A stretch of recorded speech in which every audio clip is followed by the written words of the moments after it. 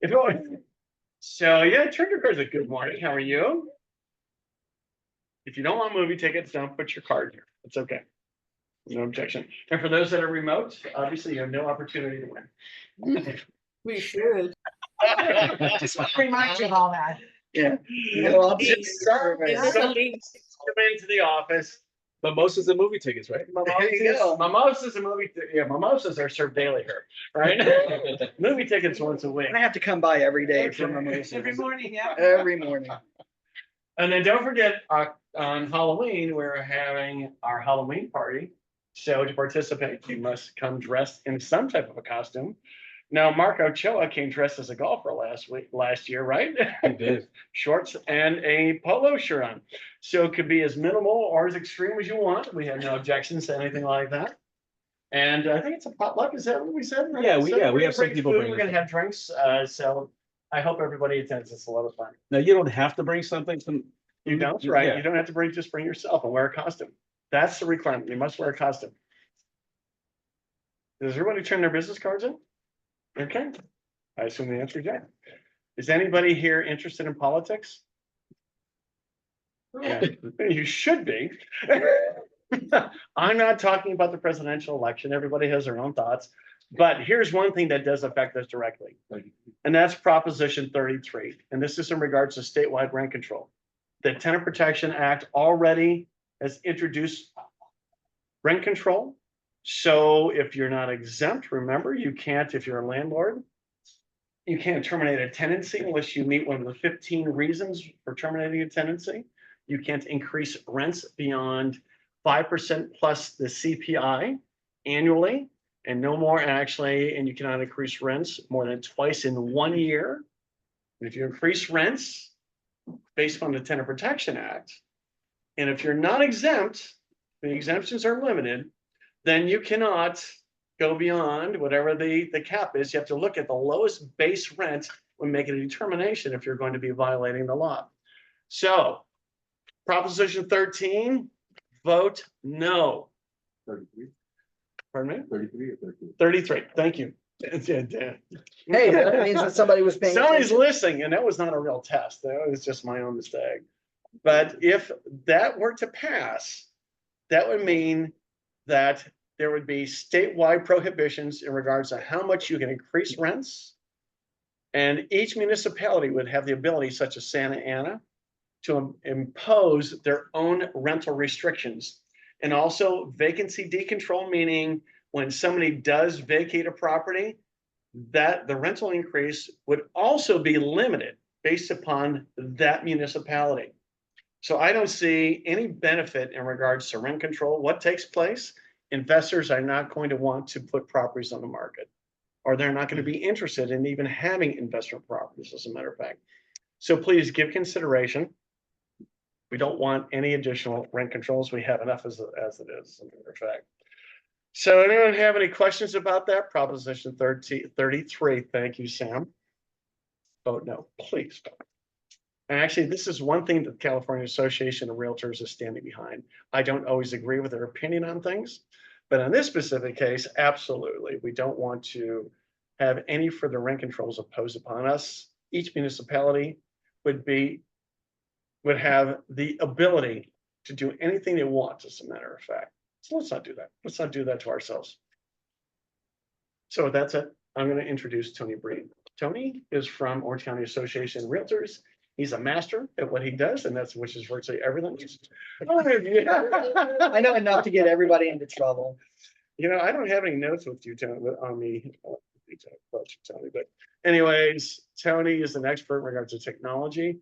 And today his presentation is going to be on conducting open houses and thoughts that you should give.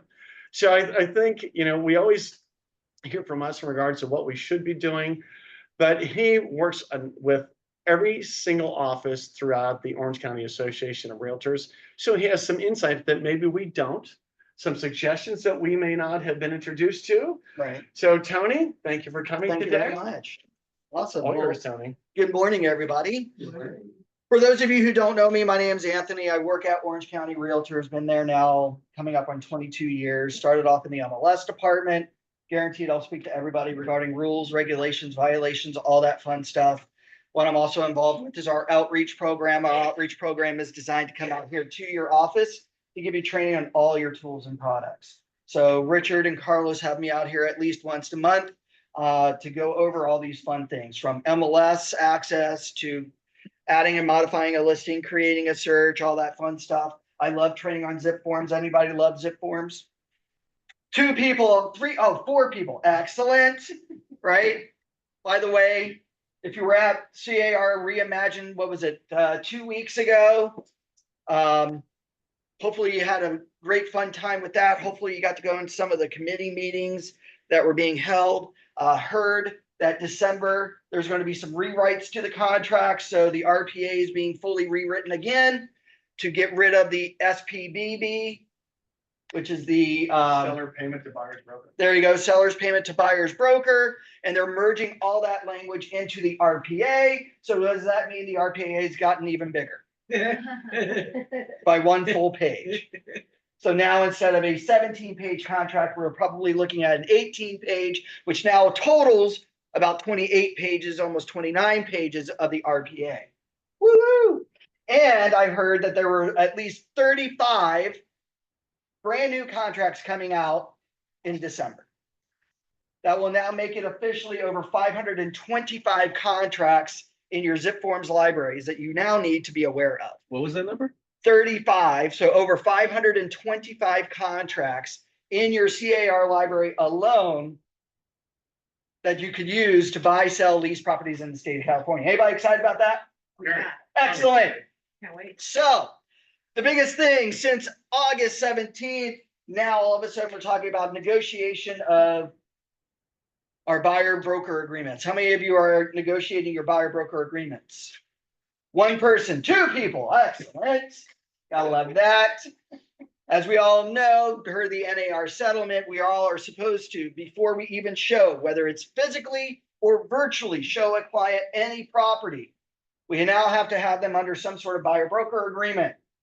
Right now, it's still considered voluntary up until January of 2025, where California state laws are being modified to make it mandatory. If you're not doing it and haven't been doing it since October of last year, you need to get into those new habits. Now, I noticed the biggest challenge with every agent that I've talked to at various different offices over the past 2.5 months, they are still struggling with this. Anybody here struggling to actually understand why it's important to have a BRBC? Or at least the Coldwell Banker BRBC? No one here is struggling. Good. I am so glad, even though only 3 people raised their hands for doing a buyer broker agreement. So, like with the listing contract, we now need to do that. So, the biggest challenge of that buyer broker agreement, how many of you are doing open houses? Most everybody. Good. So, we now need to make sure that we're taking at least what? Anywhere from at least 1 to 4 contracts with us at an open house. To have conversations, to dictate what those conversations are, right? We've got the California CAR form called the OHNA. If you don't know what the OHNA looks like or stands for, anybody here know what it stands for? Open house. Open house, the open house non-agency agreement. Basically, this form is your sign-in sheet. Okay, it's very easy. We're just going to make sure if we pull up zip forms here, we look at the open house visitor non-agency agreement. And basically, what I love about this particular form is that in the first part of the form, it talks about the communication that you, the host of the open house, will be having with this particular client or clients. Basically, it dictates that the agent does not represent the visitor when they come in. Communication with the agent at the open house is for the benefit of the seller and the seller only. That's why you're there, is to help the seller sell the property. You're not there on behalf of that buyer because they're not represented, potentially. Right? And the conversations that you're having are not confidential. So that means we can't negotiate things like the offer. Right? Because we're not there technically on that buyer's behalf. Right? Now, why is this here? Did you know that home is under surveillance nowadays. You've got the Ring, you've got Alexa, you've got all this inner cameras. Anybody ever forget that the property has cameras?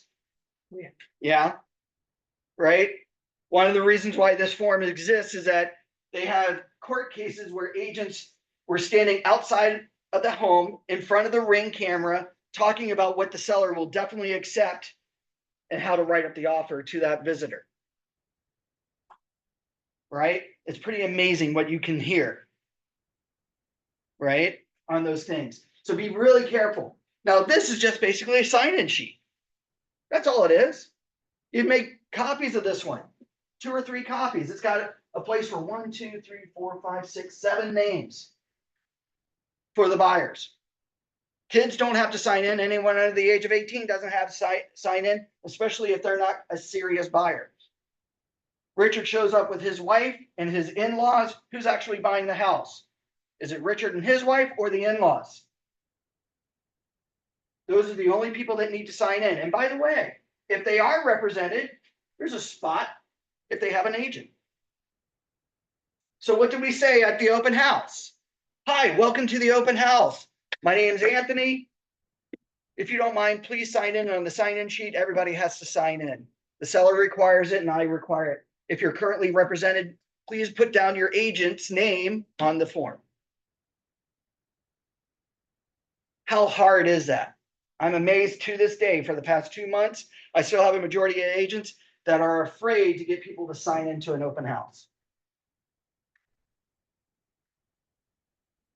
So, anybody going to have those, already having those conversations now? One person? Okay, we just got to open up that conversation. And what's nice is Richard comes in and I ask him those questions. What's my second question? Do you have a signed agreement with your agent? No. No. Okay, that's good to know. But you are being represented, so just so you know, you probably should be under that signed contract. But if he already tells me that he's under an agent, guess what I'm not going to do? I'm not going to solicit this client.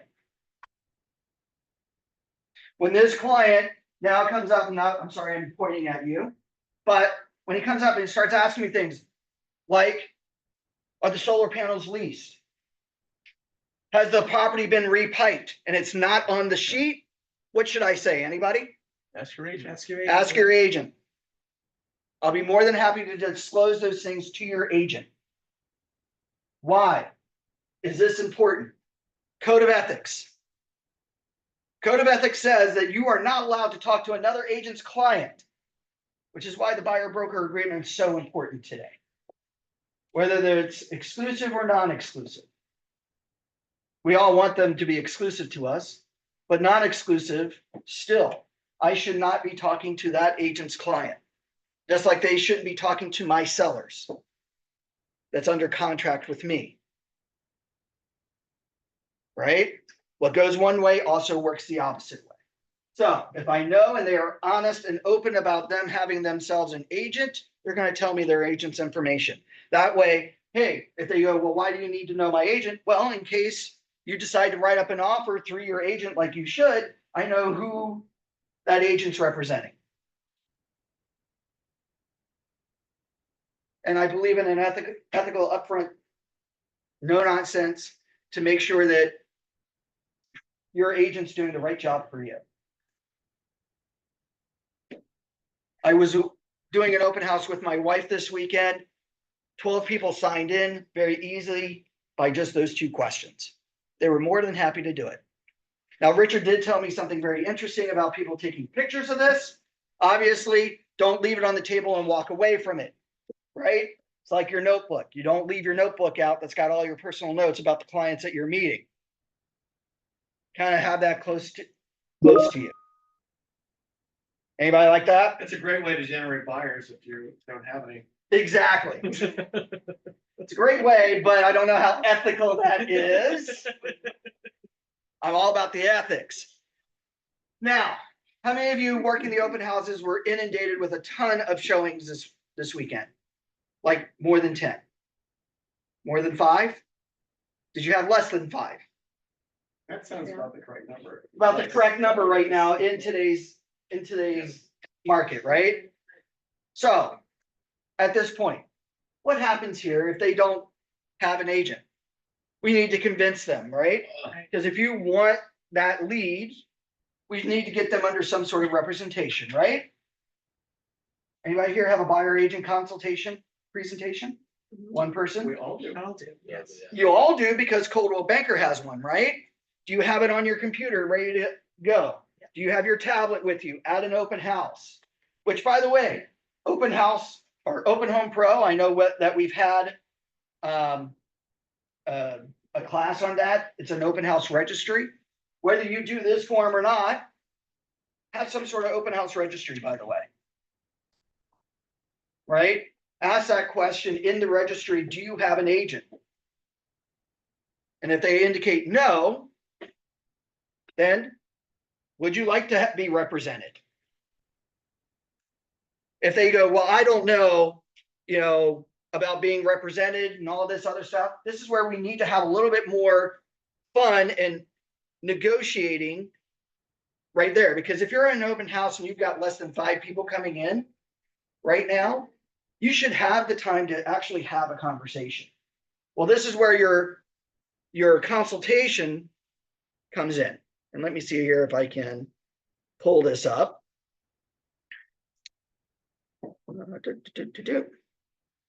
Let me share my screen again on my tablet. And by the way, anybody have any questions so far? No? All right. Good. So if you don't have a buyer's consultation or you haven't looked at your current one with Coldwell Banker, create one for yourself. I think everybody should have at least a listing presentation and a buyer's presentation today. If your business focuses on leases, then have one for a housing provider and a tenant. But usually with the buyer's consultation, you have things electronic. Easy, right? Prepare for that person. Maybe you're going to meet them at the coffee shop before showing a home because Carlos called me up and said, hey, Tony, I found you on, say, Zillow or Redfin's website or Realtor.com's website. Can I meet with you to go and see these homes? Well, before I can show him, I need to have him under some sort of agreement, right? Whether it's a BRBC or the Coldwell Banker BRBC or that PSRA, which stands for the Property Showing Representation Agreement, right? But here we go through that and I sit down with them and I hit the play button, right? Or I have my tablet, my approach to purchasing a home, right? And we've got our goals today. Get to know you better, answer all those questions, ask you important information and determine if I'm the right agent for you. And we talk about ourselves personally and we talk about ourselves professionally, but then we just talk about what they want in a home. What's most important? What are they looking for from their neighborhood? What amenities are they looking for, right? Because these are all important questions that any buyer should be telling us because that BRBC has requirements of what that client's looking for. And then, of course, other important questions like why are you needing to move? Well, Carlos has a neighbor that keeps waking him up at 2 or 3 o'clock in the morning because he wants to play loud head banging music and he wants a full night's sleep, right? How soon do you need to move? The sooner the better, because if I don't get another full night's sleep, I'm probably going to turn psychotic, right? And then you'll find dead bodies buried in the backyard, heaven forbid. Not that you would ever do that, right, Carlos? Right. Exactly. By the way, this is an important question, whether it's on the listing side or the buying side. Is price or timing more important to you? We all know that there's a time difference in representation between a listing side and the buying side. The buying side has how many days or how many months? Anybody? Nobody knows? 3 months. With how many extensions? I think 1 or 2 extensions. So a maximum of 6 before having to have a new Representation agreement. Yes. I don't know if there's a max, is there? If there is, I'm not aware. There is currently that says 3 months, but I think they 3 allow months, yes, but you can then extend it one time, I think. Yes. No, multiple times. That's You smart. can? Okay. Well, that's good, right? By the way, what are you looking for from your agent? And of course, what will you do if your offers aren't being accepted? This is a big one for buyers, right? Strangely enough, home prices still keep going up. Even though inventory has been up a little bit slightly, but interest rates have dropped, fallen. And yet somehow buyers think that it's still a buyer's market or is a buyer's market. This is why we need to know our stuff, right? But we can sit here at the kitchen table and talk about, is the buying representation important, right? Because as we all know, most buyers feel that real estate agents or buyer agents only open doors to the homes. They only write up a contract and they don't do much work to earn their pay. We can have these conversations at the open house, right? And we start to go into why these things are important, right? Buying the home, many agents will tell you they have that secret sauce. They don't know the market, most of them, but not every agent knows the contracts, how to negotiate their deals, or how to guide their clients through an escrow. How many of you all actually know the entire escrow process from start to finish? This is a great education time for you. Learn that because you want to be able to educate your clients, because your clients should never ever feel lost during this process, right? Because as they need to be guided by a knowledgeable expert, AKA you, they need to depend on you. This is why you need to show your worth, right? So why me? And then you talk about this stuff. By the way, this here all comes from CAR. I kind of just modified it to make it a little bit more presentable in a presentation versus all the legal jargon, right? I educate you on the state real estate laws and contracts. As we all know, we got Prop 33 in threat. Anybody here, if you don't know it, read about it, because somebody's going to ask you, why do you want me to vote for or against it? When you've got a lot of people out there who are renters, 48% of people in the state of California, I do believe, rent.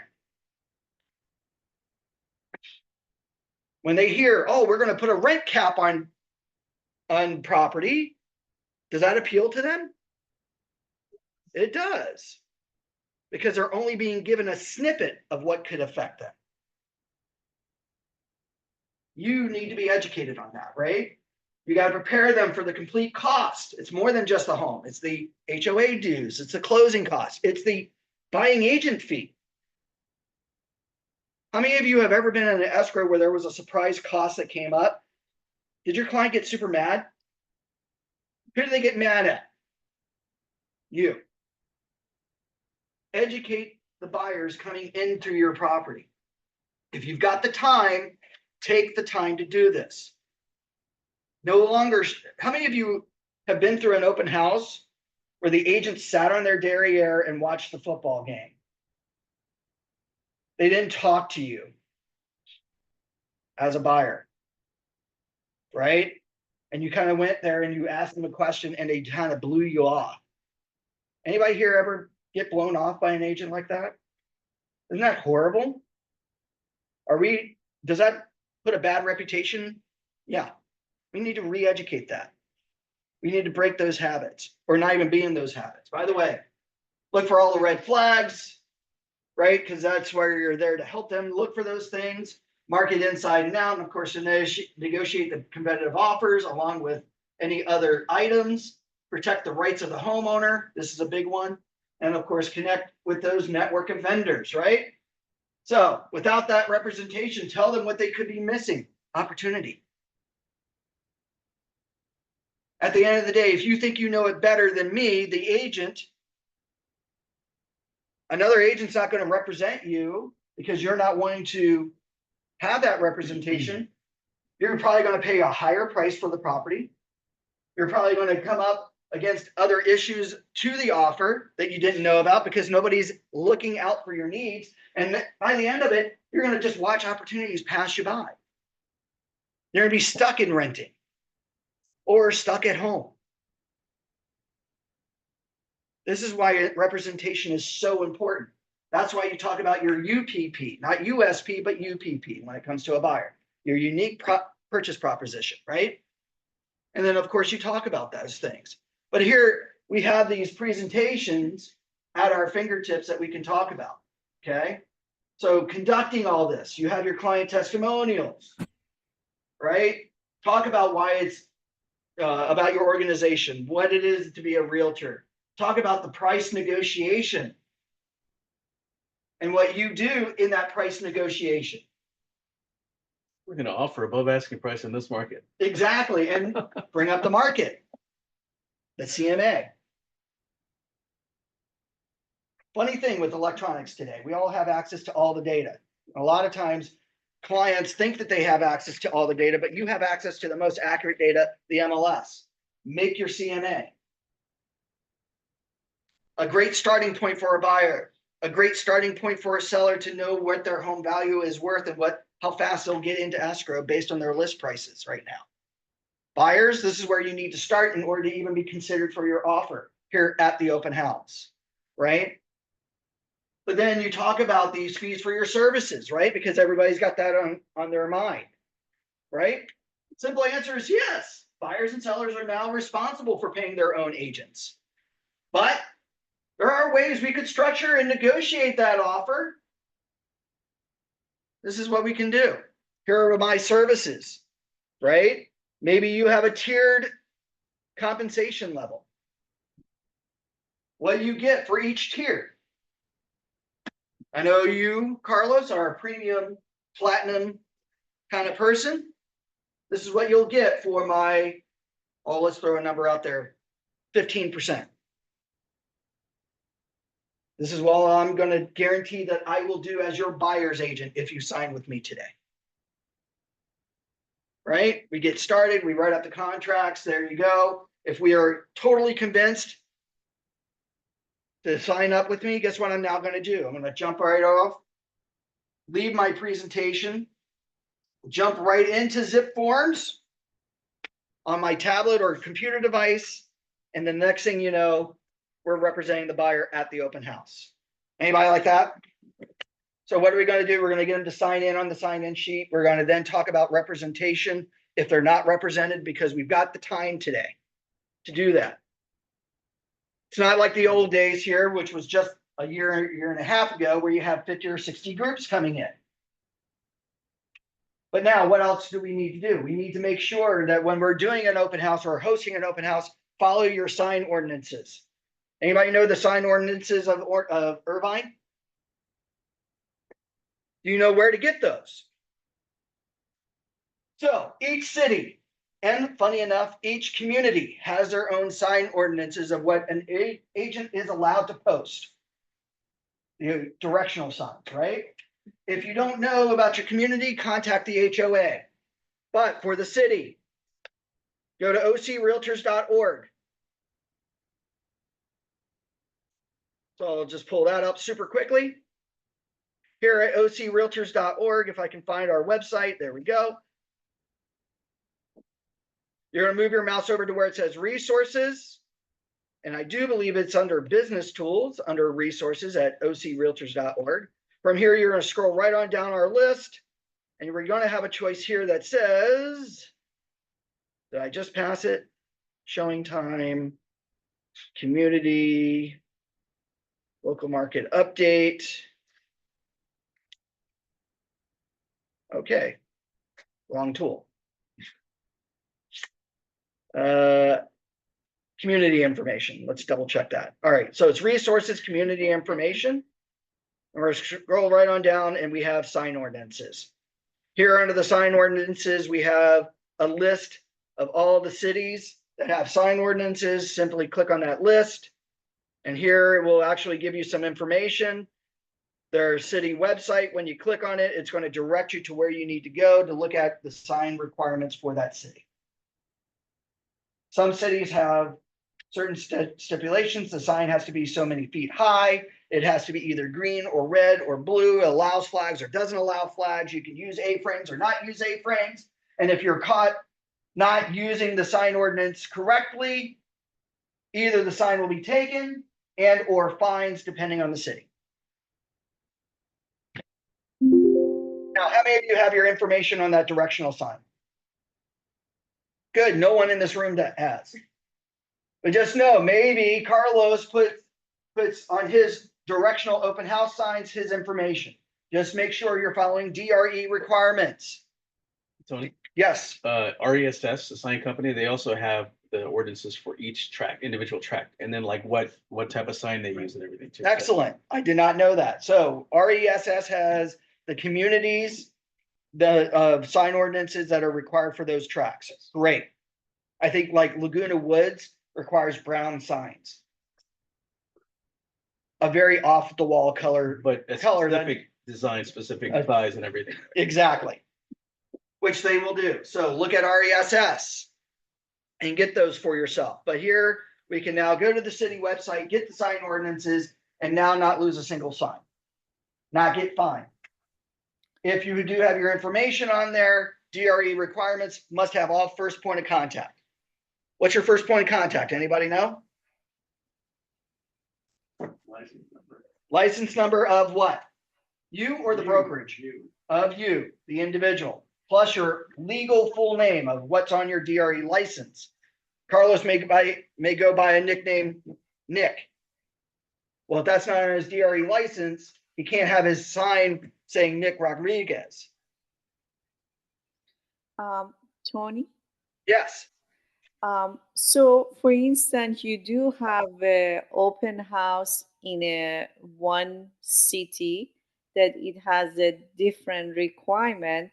So how, you already have your signs. How can you go from one city to another city? I mean, for every city, you cannot have a different sign. So what is your recommendation? focus on the cities that you really want to market in and carry those signs for. Honestly, because not every agent should be, is not an area expert of every city, right? Because funny enough, your agency disclosure form, the AD, says that you are an expert in any and all requirements of that city and local market. Not to mention, you're getting a pretty hefty commission, so buying signs for that Wait. community, yeah, it's a good investment. It's a very good investment, right? So now most cities are usually red or green, thankfully, but it's good to know how many you're allowed. I think Irvine put in a sign ordinance that you're only allowed at the street corners 2 signs, right? Because years ago you had agents putting up all 4 corners and then extra signs to get around the corner, right? So follow those sign ordinance directions, right? Because at the end of the day, signs are not cheap. What is it? $8 for an open house directional sign plus the $7 stake. That's about a $15 sign right there. And you have what, 15 or 20 of them? Anybody here have 15 or 20 signs just to get rid of? So 15 times 15 is a lot of chunk of change coming out of your pocket. So So if go to the site. If you're holding an open house in a city, double check their sign ordinance, and you may need to get the appropriate signs that meet those city requirements. my question is that if the opportunity comes and one of my colleagues asked me to do the open house in Mhm. one particular city, and if I don't have a sign, so I don't have to accept it, right? Is that so? Well, you don't have to accept the open house as it is, but I'm assuming that you would want the open house because you want to get leads. Right. But what I am So- saying, what should I do with the sign at that time? Either, well, ask the agent. Do you have signs that meet the sign ordinance of that city that you could borrow? Or you may want to purchase the appropriate signs. Because what happens if you get a few leads, like a seller lead during the open house? Because neighbors come in, right? Neighbor goes, wow, I like what you did in hosting an open house. Will you do that for my property? Are you going to turn them away? No. So Not to mention, people are coming to the open house already from finding it online and just navigating there. they're just navigating there. So just find again, double check those things and it's a choice for you. Does that help? Thank you. Okay, I'm I sorry. think the answer is yes. I think the answer is yes on that one. I All think I right. had another question on there. Yes, what was your question? Oh, we have a written question? Yes. Excellent. Question is, are Are listing agents or the agent holding the open house complying with the new representation rules? Good question. I'm hoping so. Again, I think a lot of agents are asking. And again, these are new habits. My experience so far is that an agent's hosting the open house, but they're not asking, are you under representation? And they're not getting the sign-in sheet. I want to say right now it's about 30%. 30% of the agents. It's because they're afraid. They don't know. They haven't read the contracts, and lack of education. Some of these agents are at brokerages that they refuse to come to a class to learn the new contracts and learn the new procedures. Okay. Are they just engaging with people as before since the NAR change? Pretty much. They are engaging with them. I think they just get so wrapped up in this non-conformity that they haven't developed the new habits yet. And is it more of the second? Who is policing? That's the big thing. Who's policing? Well, I can tell you that if a client is represented by an agent and the host of the open house is soliciting that client, guaranteed that buyer's representation is notifying the board and filing grievances. I don't know, you're on the grievance committee. Have you, professional standards, have you guys gotten anything like that? I have not had a hearing yet. Have not had a hearing yet. So that means that things have probably been filed. Unfortunately, we can't go into that right now. But yeah, we just need to break those old habits. By the way, to make a new habit, 100 days. Not 30 days, 100. Why? Because your entire body replaces all of its cells every 100 days. Every cell in your body is fully replaced. That means you have to go through something 100 days straight before it becomes fully routine and ingrained in your cells. And we've only gotten 60 days into this, so you got another 40 days to make these new habits. By the way, another thing at an open house, always practice realtor safety. Realtor safety last month, September, right? 27% of crime or agents suffered 20% or 27%. It was a staggering, interesting number that I saw from NAR that more than 23% of realtors last year had some sort of crime happen to them, either during a property showing or a property open house. 15 of that 30%, it was violent crime and sexual assault. And this doesn't just happen to female real estate agents. This also happens to male agents. So be very, very careful. I personally go to my wife's open houses. I host them with her. I stand there. I look pretty. I hand out a flyer. If she needs me to go upstairs, I will go upstairs. At the end of the day, I walk around the house to make sure things are locked up, not her. If you have somebody like that, implement them. If not, Tony's available. If not, I am available. Or your lender, your title, your escrow.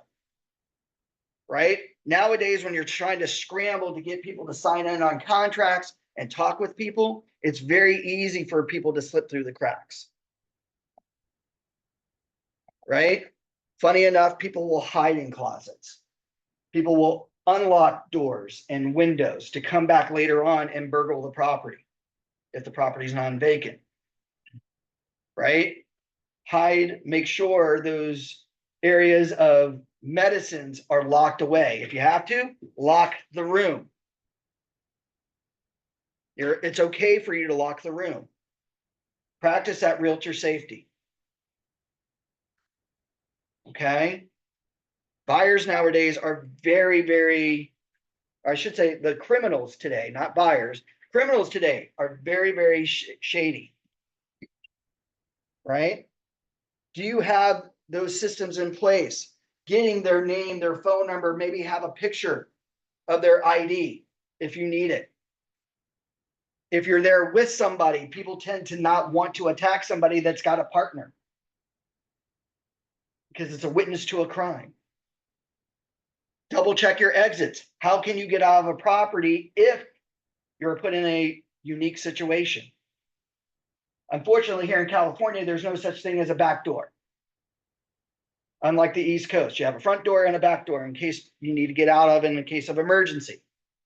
Nowadays, a lot of homes around here do not have back doors. So how do you get out of a house if you're being threatened? Tony, you can also put up a sign that says smile, you're on camera. Exactly. Smile, you're on Even if you're camera. not. The house is under surveillance. Technically, you're supposed to be doing that anyway. Did you know that if the homeowner does not disclose that the property is under video surveillance, if they are caught on camera, it is not admissible in the court of law here in California. California's lovely CCPA, California Consumer Protection Act, says that the person has to be notified about if their data is collected, on top of if they're being videoed, that they have to give their permission. About 4 years ago, 2 criminals were caught because they had burgled a home. The video was there, it was submitted, and the courts threw it out because the defense said, well, if we had known the property had been under video surveillance, my clients would not have robbed the home. It was not properly disclosed that they had a security system. And guess what? The courts let them off. It is amazing what the California courts will do. Right? So disclose that the property, if it's got a ring or it has video surveillance. And by the way, that doesn't necessarily deter. Encino, 2 years ago, gentleman attacked a real estate agent right in front of the camera while he looked at the camera. So these people are not deterred. What do we need to do in order to get away? How many of you actually have mace? Some of you, good. I think everybody should have that with them. I'm not going to ask if anybody has a concealed weapons license. Oh, well, there we go. You don't have to raise your hand on that one. Right? But the whole idea is to deter them to get away as best you can. Okay? Follow your instincts. If somebody is there and they make you creeped out, make sure that you can get around, try to end the conversation. Use apps like Be Safe. Be Safe is a great app because not only can you set up that app to have an emergency contact, 3 of them, be automatically notified when you hit an SOS button that you're being attacked, but the front and back cameras will automatically take pictures and send it to those people on top of calling 911. It also has this fake phone call feature that you can turn on. Carlos won't let me out of a conversation. I have my phone in my hand. I happen to have the app up because it's near the end of the day. I hit that fake phone call. My phone will actually ring, even if the ringer is off. Oh, I'm so sorry, Carlos. I got to take this phone call. If Carlos was going to beat me up, it might deter him because now all of a sudden somebody's on the phone and could hear the attack. How many of you have ever played phone? If you've never played phone before, sit in your car, talk to yourself for a little bit. That's a great way of learning, right? Hi, how you doing? What's going on? Because we play those conversations over and over again. Oh, you know what? The escrow. Oh, I'm so sorry, Carlos. I got to take this call. It's pertaining to an escrow, right? Be careful, be mindful of those things. All right. Are there any questions on any other stuff? Oh, another question? Sorry. Let's see. If a seller does not have cameras in the home, can agents legally set up portable security systems like a Blink camera for the open house for a private showing? That's a good question. I do not know. That's something I would probably talk with your broker about. I'd say with the seller's permission. And I would also probably, seller's permission, and probably talk to your risk management team to see what legalities you would have to have and disclose. Because one of your other forms is your PVOH, the property viewing open house form, which talks about video surveillance as well as cautionary items in the home. So you may want to look at that form. that they can sign off on. Be careful of that safety. By the way, it's not just your safety, it's also your client's safety, right? Avoid those dangerous things, like if there's a dip in the floor, right? Anybody ever been in those older homes where you're walking, but then there's a literal step down into, say, the living room or the dining room or the kitchen?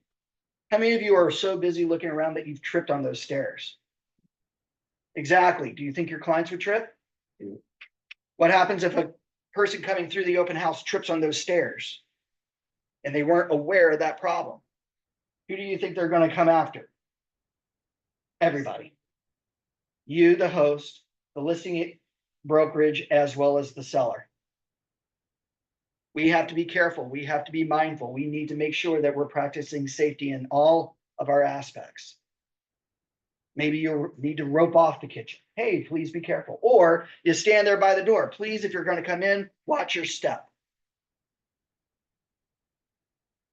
Be careful.